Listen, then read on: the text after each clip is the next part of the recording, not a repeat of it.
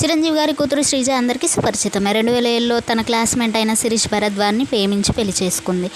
పెద్దలకు తెలియకుండా జరిగిన ఈ వివాహం అప్పట్లో సంచలనంగా మారింది. వీరికి ఒక పాప కూడా ఉంది. పాప పేరు నివృత్తి. పాప పుట్టిన తర్వాత వీరిద్దరి మధ్య మనస్పర్ధలు వచ్చి వీరిద్దరు కూడా విడిపోయారు.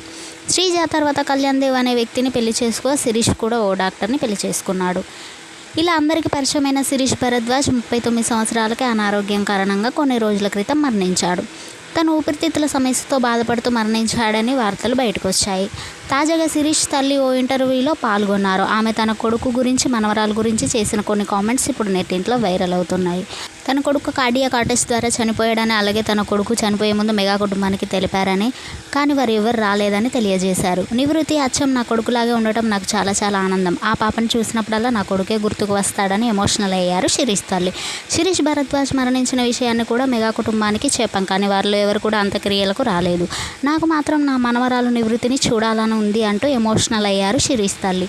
ఇప్పుడు శిరీష్ తల్లి చేసిన కామెంట్స్ నెట్టింట్లో వైరల్గా మారాయి.